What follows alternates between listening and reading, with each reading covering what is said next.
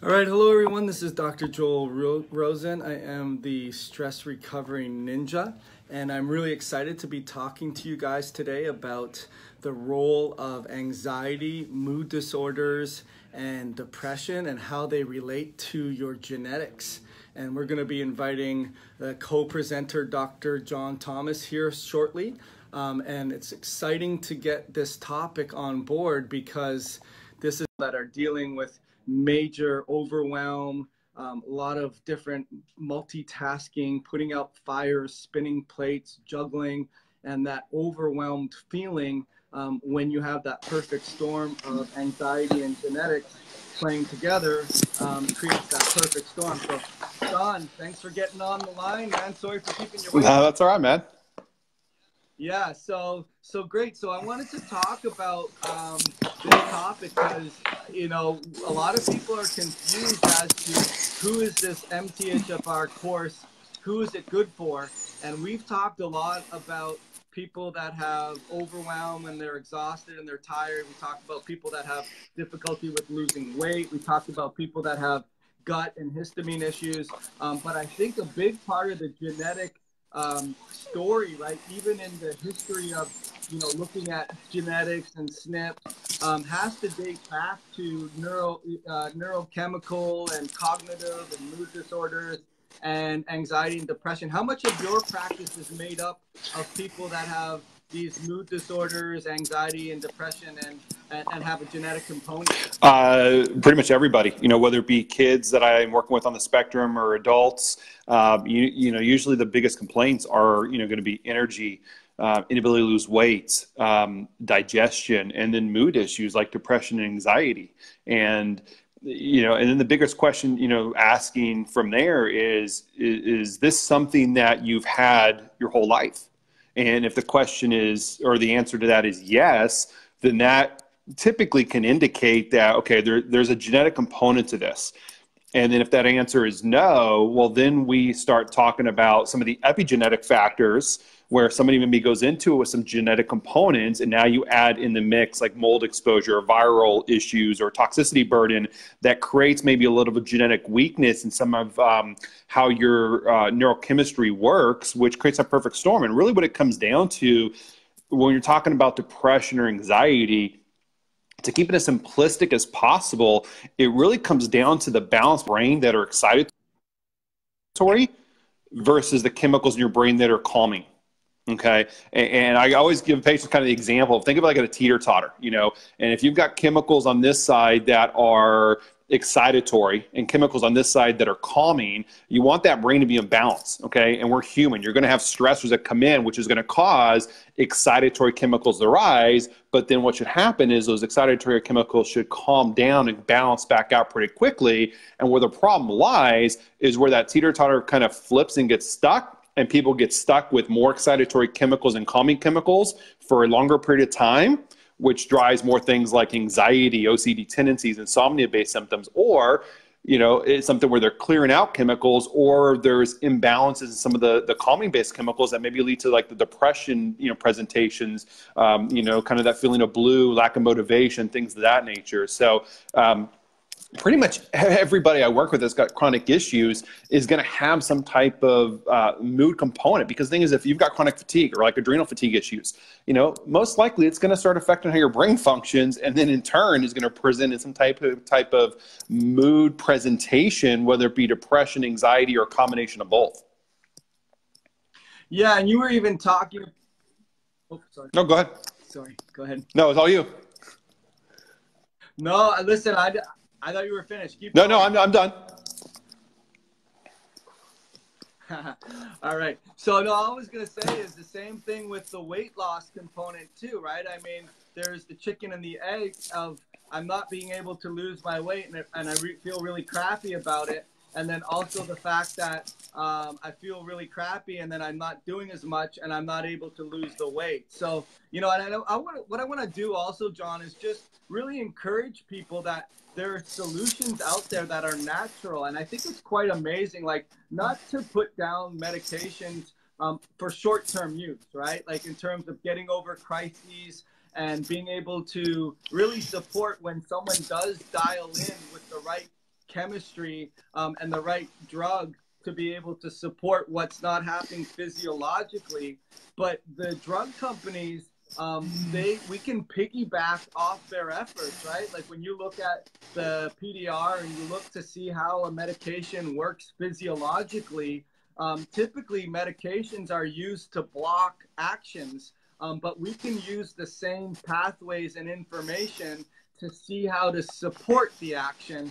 And what we want to talk to you about today is what we're going to be talking about in the MTHFR Crash Course is there really is hope. I know these people are frustrated and overwhelmed and feeling very low, and it becomes a vicious cycle, but the hope is that there's hope. And John, I mean, maybe before we even get talking about how to do it, tell us a little bit about some of the success stories when you do see the side of the equation where there's too much excitatory, not enough inhibitory, but not having to use a pharmaceutical to block actions, but being able to use nutraceuticals to enhance action. Yeah, and I think kind of my biggest pet peeves from the medication aspect is it's a set it and forget it. And so when somebody's prescribed a medication that's enough to take inhibitor or something along those, it's like all the other factors that play into the mix. And so what's great about the nutraceutical aspect, especially when we talk about knowing one's genetic predisposition that indicates why they feel the way they do, whether one of these genes are altered where they work too slow or too fast, that is either going to clear out those chemicals too quickly that maybe leave them depressed, or maybe not clear those chemicals out fast enough that's maybe going to leave them in anxiety-based states when they get stressed out. And to kind of give you an example, you know, if somebody gets stressed, what's going to happen is they're going to have an adrenaline response, and then the body needs to clear that adrenaline at a rate. And if they can't clear that adrenaline fast enough, then what happens is anxiety sets in, increased heart rate, heart palpitations, and that's where the people are kind of explaining, like, I have this breakthrough anxiety aspect, but it really comes due to other stressors. And where the medication aspect comes in is it's a set and forget it.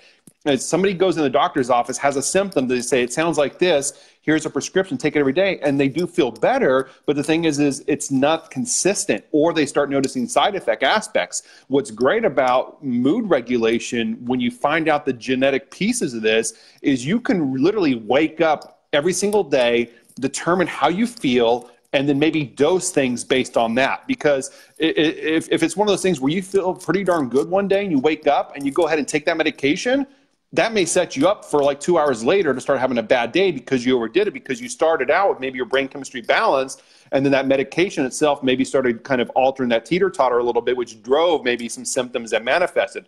So what I teach patients, when we have some of the genetic aspects where they have depression or anxiety aspects, you know, once we get to a point where things are stable, is you need to learn to read your body. And if you start feeling like, okay, today's a stressful day, or some of that breakthrough anxiety come in, okay, you can do things to help support the clearance of adrenaline, like increasing magnesium or riboflavin intake, or do things to drive GABA to kind of bring up some of those calming-based chemicals to really kind of dampen that effect. And that's what's great about the genetic approach and using nutraceuticals or supplement or herbal components to do that, because it's not that set it and forget it. And you can really kind of manage things from a mood standpoint based on the different stressors that are coming at you day in, day out, because it's different. You know, people have more stress maybe during the week when kids are in school, they're working, versus when they're weekend, and it's like they're taking the same medication dosage to alter brain chemistry, not considering all those stressors that come in that are factors in the first place.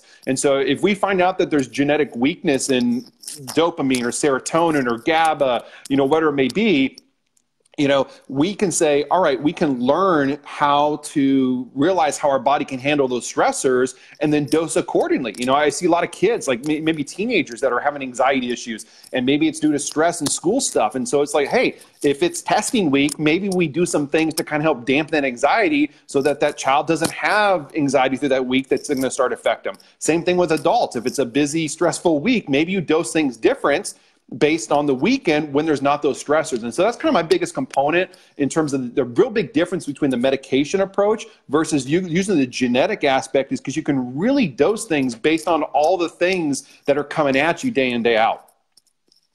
Yeah, whereas medication, they always say it takes time to start to titrate to levels where they start to have some utility, but they're not commensurating the demands of life or the vacations or everything else in between. And I think I learned that from you, John, in terms of, again, like I always joke around, I'm the caveman and you just show me fire. And I'm like, where was I for this? You know, but the pulsing part of it is amazing, right? Because there's a bell-shaped curve.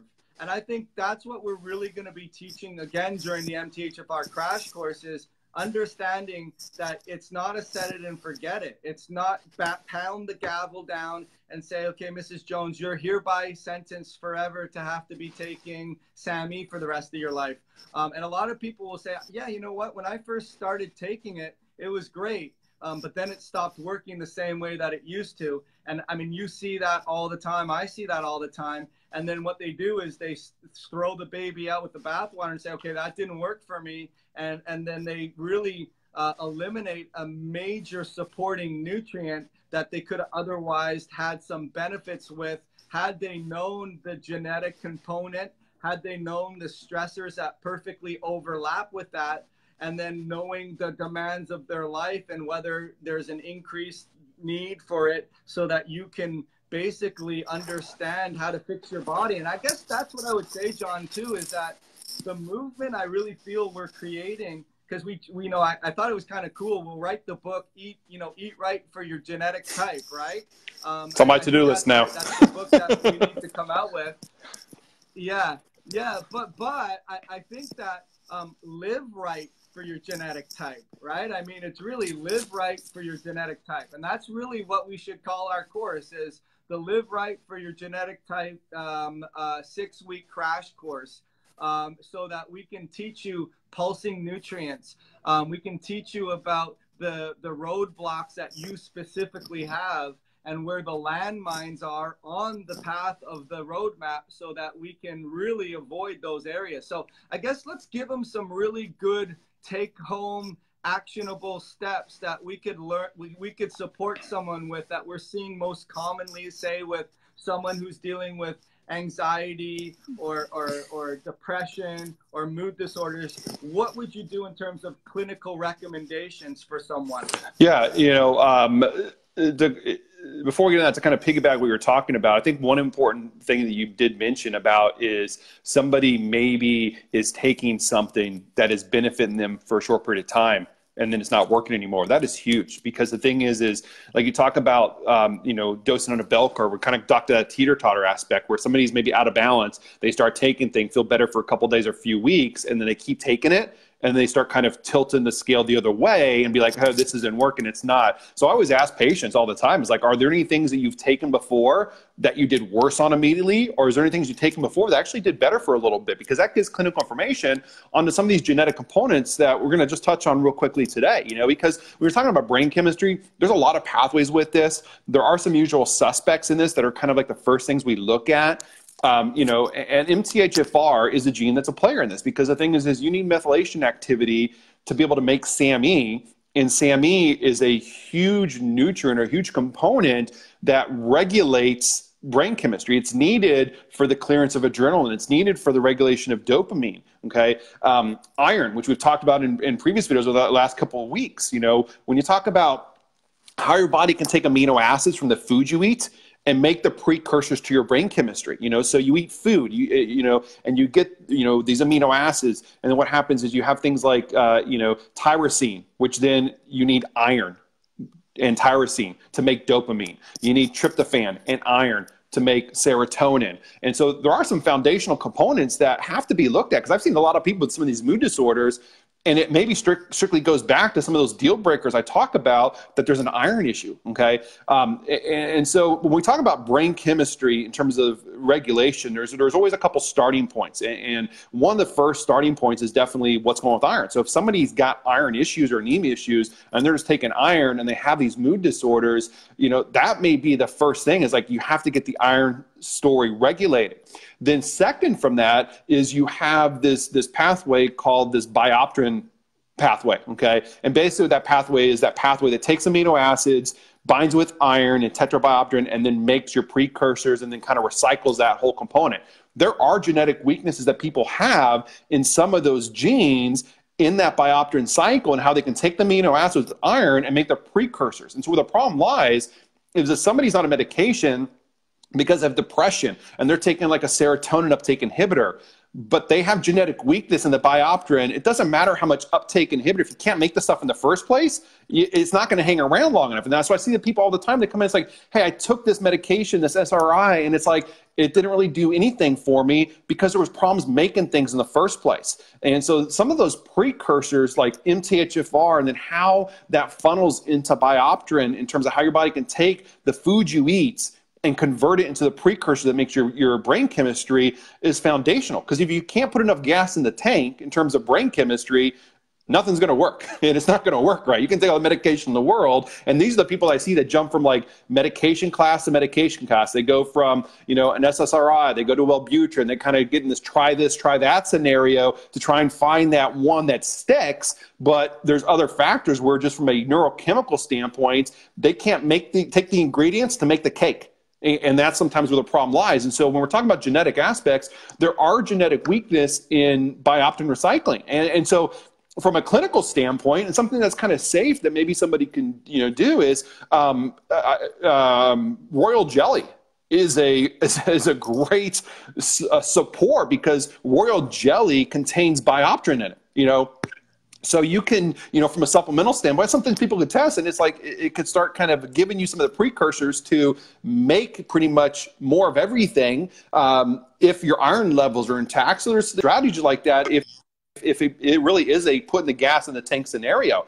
Now, where some of the bigger issues lie is in some of the genes that deal with conversion, in terms of converting, glutamate into GABA, converting your L-DOPA into dopamine, converting some of the precursors like 5-HTP into serotonin, but then also on the clearance of those chemicals. And there's a lot of genes that deal with clearance of neurochemicals.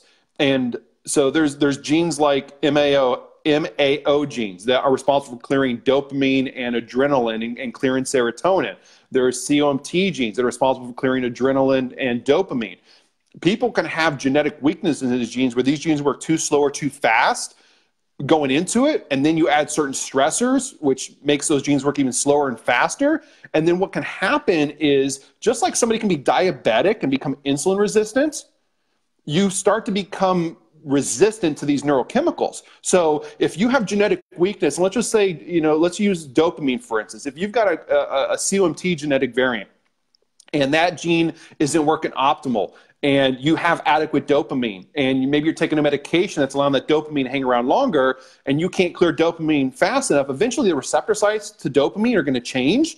And now dopamine is no longer going to be able to be utilized as effective. And so you're creating a dopamine resistance issue that is going to continue to give you the symptoms that you're experiencing, because genetically you have clearance issues. You're just not able to regulate brain chemistry and get that teeter-totter balance. So when you're talking about brain chemicals that deal with depression, anxiety, and mood disorders, there's multiple pieces to this. And a lot of people have maybe some significant genetic issues on one of those stories. Maybe it's just significant genetic issues in terms of making the brain chemistry. Maybe it's significant genetic issues in breaking the brain chemistry down.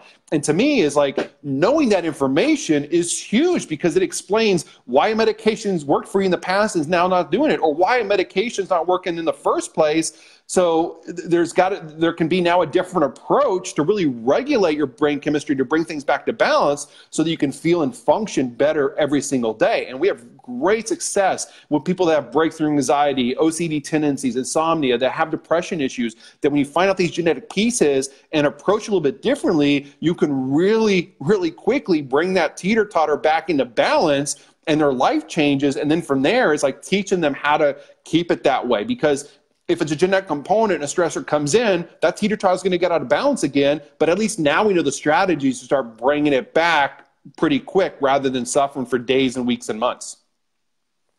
Yeah, I mean, a lot of nuggets in there, John. In terms of first, and the last thing that you ended off with is teaching them, empowering them, and really letting them know, like, here's how your genetics work. And there's really a production side of things, and there's an elimination side of things. And there are genetic components to each, but there's a lot of lifestyle components to each too. And where are your weak links in all of those things? And just letting you guys know that there is hope that really it's not your fault. You're not crazy. There's not a weakness in your mind. It's the perfect storm, if you will, of genetic susceptibilities combined with environmental triggers that, Michelle wrote in here, endocrinologists don't acknowledge any of these issues. They're so frustrating. It's true. They do understand what they understand, but they're not looking at it in terms of how does the environment play a role in this? How does nutrition play a role in this? How does supporting you naturally versus giving you blockers play a role in this? And really, your suspicions are right, guys. Like, if you feel like there's something missing, like, you're not crazy, and that you just inherently know that something's being missed, that you're working hard and you're changing your diet and you're thinking positive thoughts and you're being active and you're doing all the right things, yet you're just not moving the needle. I would have to say this, unfortunately, in terms of throwing the rock at the medical model, they miss all of this. And again, I think that the course that we're producing here, John, is the goal is a deeper mission, right? A deeper movement in terms of how do we approach health based on our genetics. Live right for your genetic type is really, I think, the adage that we're talking about here.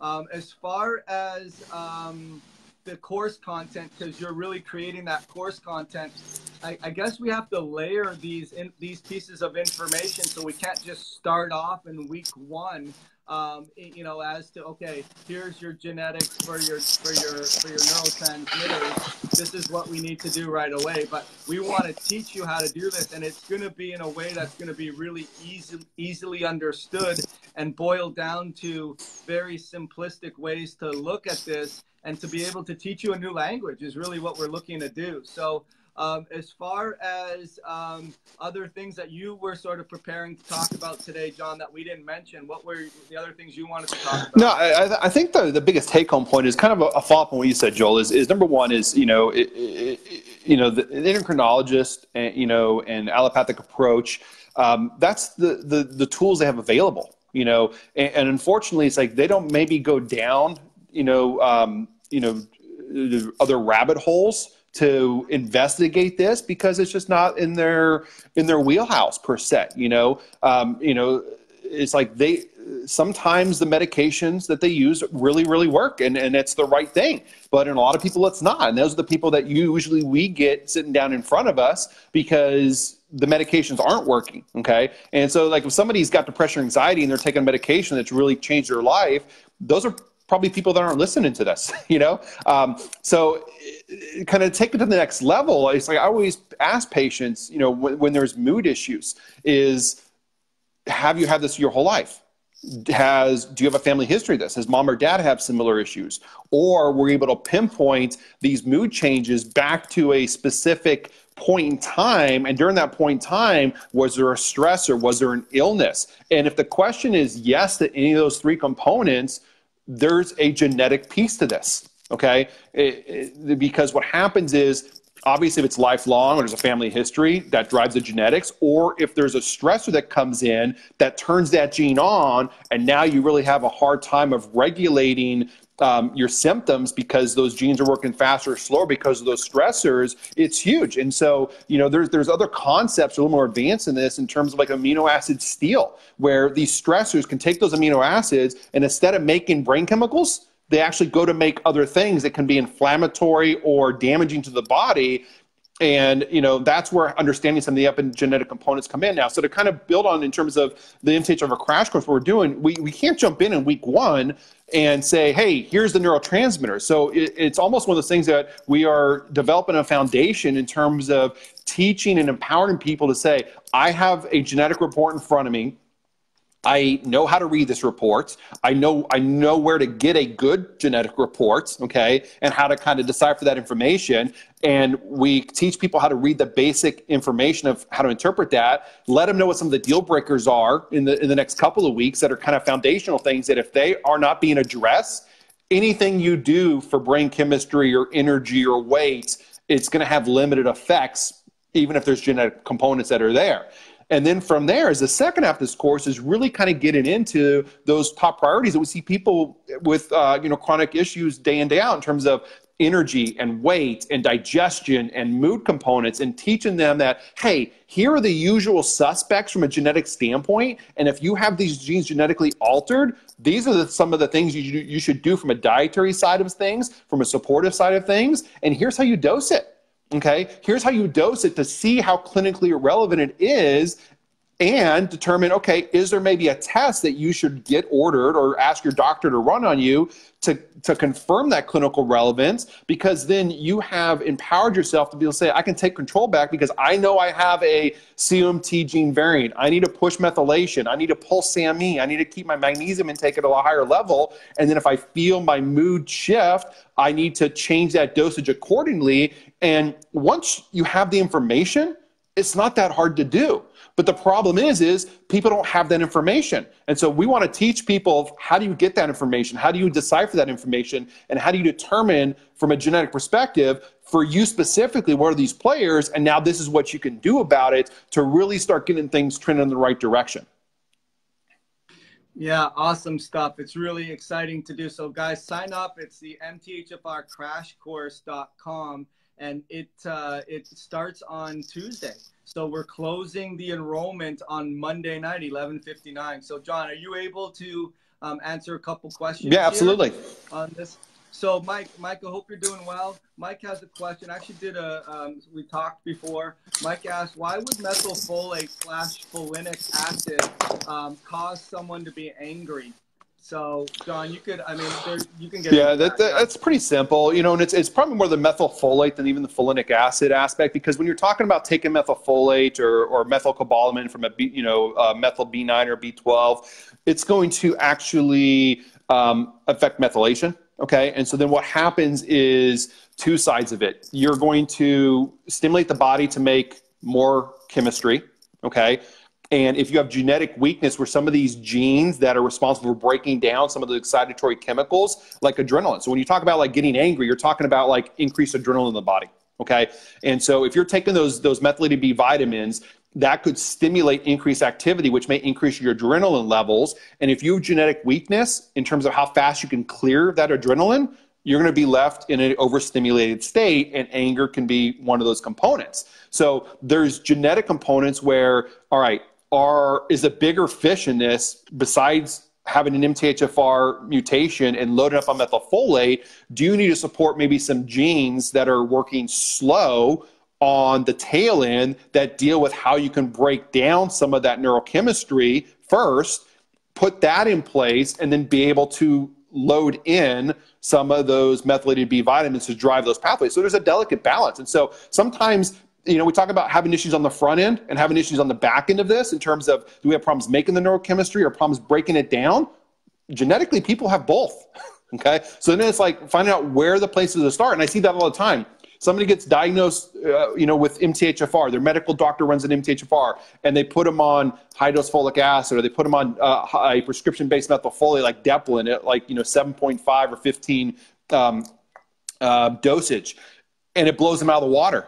It's like literally they don't sleep for 3 days. They have like raging anxiety. It's like because there's other issues further downstream in terms of how they can clear some of those chemicals.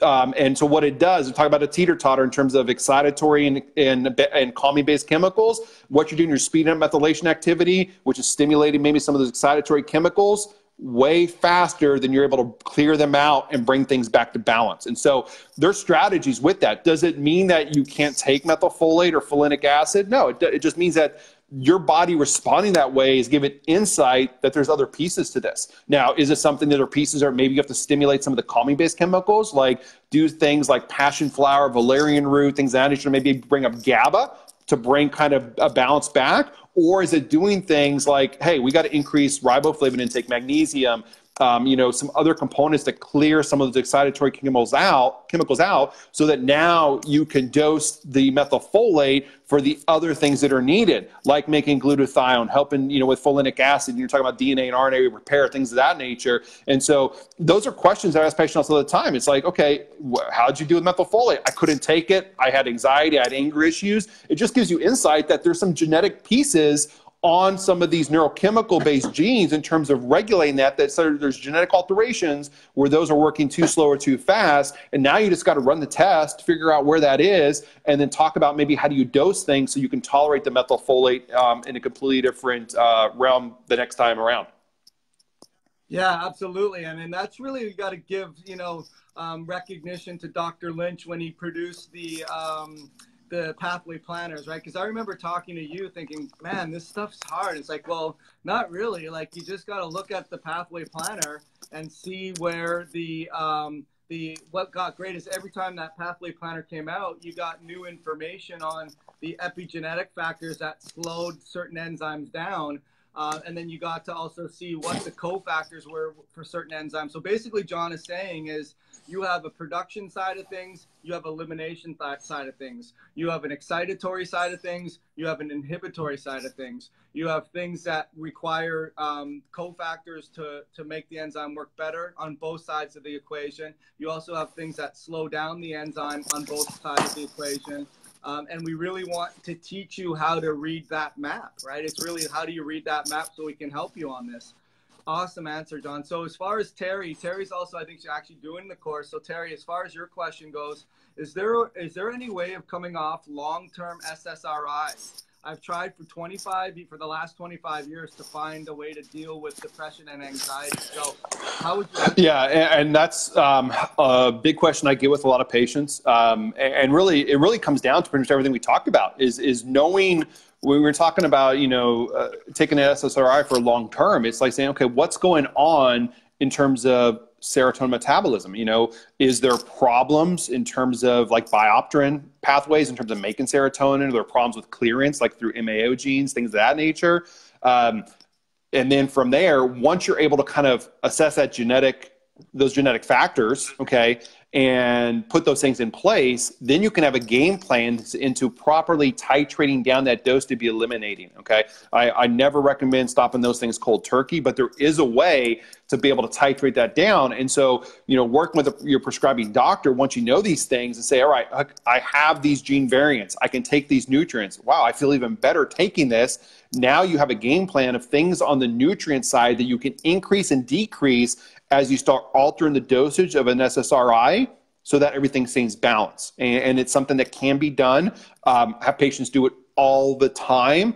I have some patients do it cold turkey, which I don't recommend, but there are ways to titrate it down because now you can come in and plug the holes with the nutrient component because we know how your neurochemistry is working. We know your genetic predisposition. We have, metabolites in terms of breakdown through looking at urinary organic acids tests and looking to find out where the big issues are to say, all right, this is how you can address this. And that MTH Crash Course, Terry, we're going to teach you some of these components of like, hey, these are some of the things you should look at and monitor and maybe be able to dose. All right, how you start feeling. I'm feeling better. Now you can have that conversation with prescribing doctor to come up with a strategy on how to knock that stuff down. And then you've got a game plan that you can address and dose things over here from a nutrient standpoint to kind of offset, to bring the body and the brain back to balance through that reduction of the medication.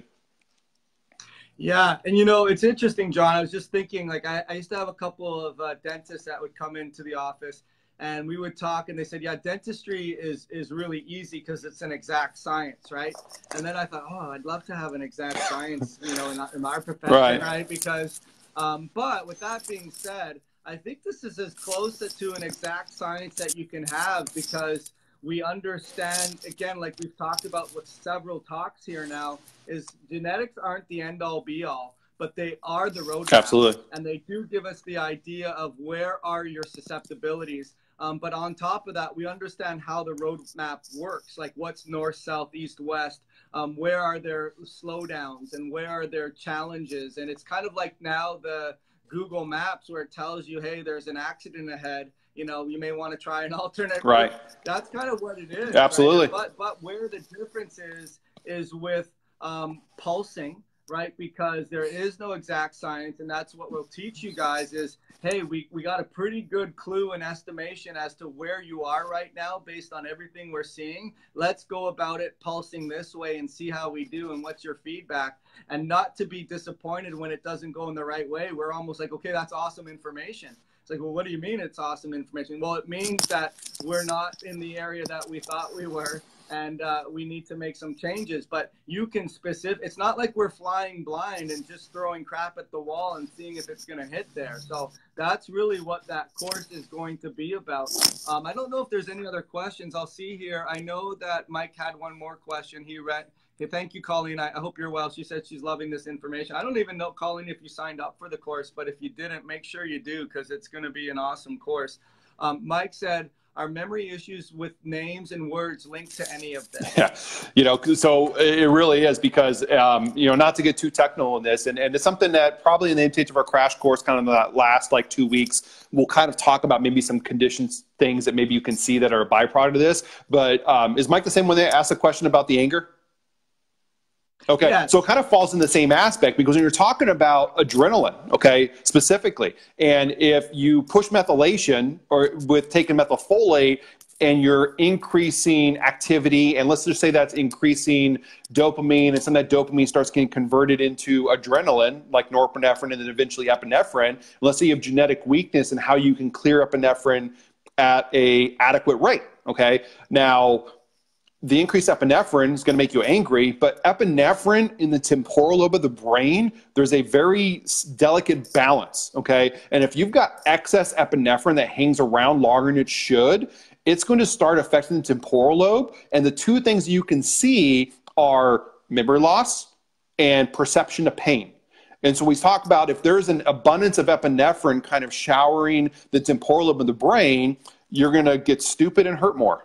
It's kind of like a slang component. So yeah, it kind of really goes back into even maybe, Mike, the reasons why, hey, I take methylfolate and I have anger issues. It gives insight that even going into this, there's probably issues clearing epinephrine. So maybe your starting point with epinephrine is a little bit higher than it should, and your body's maybe learned how to adapt to that at some level. Now you take methylfolate, it's increasing it more, faster you can clear it. But now you're starting to see some maybe chronic signs in terms of like memory components. People can see things where their pain perception. And so I've seen people with like fibromyalgia, and we look at some of these metabolites and it's like, wow, epinephrine levels just can't be cleared. You start addressing epinephrine, and now their temporal lobe or perception of pain starts changing, and it's like fibromyalgia symptoms start dampening down. It was just more of a epinephrine issue and a perception issue rather than like more of just like that pain enhancing. So there is an absolute connection to what we talked about earlier with the anger component to with the memory component and how epinephrine is cleared. Yeah. And, I get that a lot too, John, with the questions like the vagal-basal syncope. And I'm sure that's a lot of the mechanism where there's already a high epinephrine, there's lots of stress, there's slow clearance. The body adapts to it, and then it just blows the person out of the water when one major stressor happens. Actually, it happened to me not too long ago, and I totally passed. I had a pain. I got my son Charlie horsed me, and it hurt so badly. And then I actually, I went down on the ground and I fainted. And next thing you know, it was pretty scary. But anyways, I think that was the result of having too much adrenaline around and sort of speaking to exactly what you're talking about. So I'm going to answer one more question. Alan, I hope you're doing well. Haven't seen or heard from you in a long time, but she came across this and she wants to get off Zoloft. So again, kind of the same thing that we were talking about with some of the SSRIs as well. But again, we don't make promises when you take the MTHFR course that, oh, yeah, we're going to get you off of that. But the thing is that, like John said, is you can support the processing of functioning versus the blocking of actions and really fill in the gaps and be able to hand off the baton with not too much of a jerky ride. So again, maybe for Ellen's sake, how would we approach the MTHFR crash course that we're starting on Tuesday? And just mthfrcrashcourse.com, guys, where you can sign up, and we go through all of this to teach you the language. But how would you tell Ellen that that, you know, how would I go about getting off Zoloft, which we kind of talked about, but maybe just go into it a little bit again. Yeah, it kind of comes down to when you're talking about somebody who needs Zoloft, you know, it's really, is there a problem making some of the calming chemicals that can kind of calm the brain down to be able to get into restful sleep, things of that nature. So are there problems with, you know, conversion to melatonin? Are there conversions into GABA? Or are there problems in terms of clearing some of the excitatory chemicals? So when somebody needs certain medications like that to be able to enhance function, it really gives insight that that balance between the excitatory and the calming-based chemicals in the brain, there's an imbalance. And so the question is based on genetic predisposition, do we have to work on bringing the excitatory down, or do we have to work on bringing the calming up? Okay. And sometimes you got to do both. All right. And so that's, if somebody's goal is to get off medication for anything that can be neurological based, whether it be sleep, whether it be mood, you know, like depression, anxiety issues, really at a basic level, it's about that concept. We need balance. Now, like I said, we're going to get out of balance, but then our body should bring us back to balance pretty darn quickly. And the problem lies is when we get stuck. And so it's really finding out from a genetic predisposition, do I need to do things to bring the excitatory down? Do I need to do things to bring the calming up? Or do I need a combination of both? And then learning how to dose things that when things start getting out of balance and your genes get stressed and these enzymes start working too slow or too fast, what are things you can do pretty quickly to bring you back so you're not stuck with these presentations for days to weeks to months? Simple as that. Yeah. Yeah, that's awesome. And that's all going to be taught in the course, guys. So, you know, just wanted to wrap up with, you know, getting healthy mentally is totally doable. And you're a couple of gene snips away. I tell people, John, they're a couple of distinctions away from having the lock be unlocked, right? And having the water finally boiling and not just hovering around, you know, 96 or 97. And that it is possible, and that it's not your fault. You just haven't been taught about this. And also that there's a real roadmap that we can teach you how to do this. Your suspicions are right. There is something that's missing. And unfortunately, the medical model does what it does best.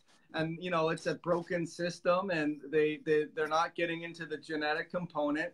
And really, if they don't see lab highs or lows on your values, typically they do feel like, okay, you're overwhelmed, you're a little depressed, and then they'll start you down the road of these medications, like John said, that, you know, irk us to no stop, is that it's not a set it and forget it, whether even it's a supplement, because with the right supplements, we still want to teach you how to pulse them properly. The last thing I would say is Darlene has a sad face here because it's going to cost money. It's going to cost you money to be sick continuing and to have to go to your doctor, to have to continue to fill your prescriptions, to have to continue to avoid the things that you like in life. And really, I'm going to be the tough but loving nephew, Darlene, that the people that are right for this program are the people that are decisive, and that they know that it's going to cost me a whole heck of a lot more money to not get my life back than it would to cost me $495 to get my life back. I mean, that's the reality of it all. We priced this at something that if someone is super resourceful and they're dealing with a major problem, that it's doable. And we look at the cost that it takes for you to be missing work, to not be functioning at full capacity, to not be able to keep up with all the medications and the tests that you're doing where you're throwing your eyes against the dartboard and trying to hit it. And really, it's a small investment in a large return that you can't put a value on in the things that I'm not going out with my family, I'm depressed, I'm not losing my weight, I'm not focused, I'm not concentrated, I don't want to continue. I mean, there's no value you can place when you start to see those improvements. So, Darlene, I get what you're saying, but at the same time, it comes down to, what is the cost for you to not get better? Yeah. What's that cost? And Joel, to kind of add on that, what we're teaching in this course over 6 weeks is going to give people a pretty strong foundation. And the cost of the course is much more cost effective than trying to find a doctor that's well versed in this stuff. You're going to be paying at least twice that to sit down for an hour consultation for a doctor to just actually tell you that, hey, this and this is wrong, and this is what to take, and then leave there with some answers, but some other questions. And what we put, and that's kind of why we put this course together, is because, you know, it's a buffer where I have patients come into my office that maybe been diagnosed MTHFR, and it's like, well, now what? You know, I want to be able to have people have a baseline understanding of now what and what they can do at a baseline level. And then if they get stuck, then look for those resources that can take things to a next level. So, you know, for $495 for this crash course that is 6 weeks with us teaching this baseline information plus a little bit more, quite a bit more in that stake, to be able to, you know, manage things like fatigue and depression and weight and digestion function, things of that nature. You know, and then the Facebook, you know, Q&As and everything else that we're going to be on. To me, it's like, you know, it's a no-brainer for $495, because if you're looking at, like, if they were going to work with a doctor that is well versed in this, like I said, they're going to pay for the information you're getting in this course, you know, 10 times that sometimes, you know. So it is a mild investment to get a foundation in how some of these factors are the answers into why someone's suffering the way they are. And like I said, are we going to be able to give everybody like all the answers that's going to fix all their problems? No, but a lot of people, they're going to be able to figure a lot of things out that's really going to change their quality of life. And at least they're going to have a foundation of, hey, if I have to go find a practitioner and work with, I am saving time and money because I know the questions to ask, and I've already done some of the foundational things. I just need to take things to an. Yeah, 100%. And then the last thing is that Michelle said she paid $700 for her naturopath's first initial consult, right? And so that's $200 more than what the course is in for 6 weeks. And, you know, not to toot my horn, but I'll toot John's horn. I'm going to put money against the naturopath that John knows a little bit more about genetics than they do.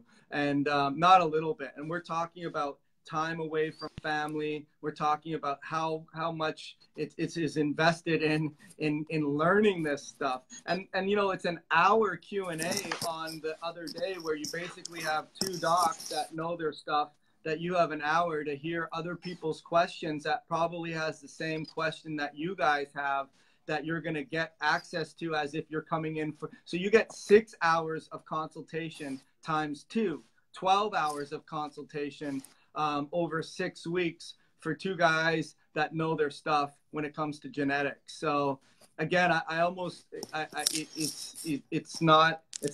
a no-brainer. It really is. So anyways, John, I think that's all we got today. We'll have to come up with a couple more topics before the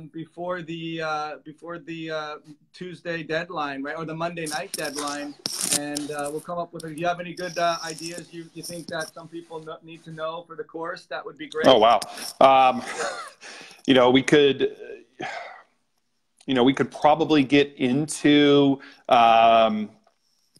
you know, maybe some other components that maybe deal with like some of the stressors, because like what Mike asked a question about, like I take methylfolate and I have anxiety, you know, and is it an increased adrenaline? So we can maybe talk about some of the components like that deal with, you know, some of maybe the sexier stuff out there, do with CBS gene mutations, that when people have those gene mutations, they can have a tendency to have increased ammonia, increased sulfide accumulation, some of those things that could really play into like chronic fatigue, you know, digestion, you know, and just a laundry list of symptoms as well. So that might be a great topic, just kind of talk about some of the baseline issues that if you have some of these symptoms, you know, or, you know, a question to ask patients like, you know, does your urine smell like ammonia? You know, or does your child's urine smell like ammonia on a frequent basis? You know, that's an indication that, okay, there's some sulfuration issues from a genetic standpoint. And then maybe we could talk about like antioxidants and the importance of like glutathione from an immune system standpoint, and how MTHFR relates into the production of glutathione and some of the genetic weakness that happens there, on why maybe just like supplement with glutathione day in, day out the rest of your life may not be the best way to go.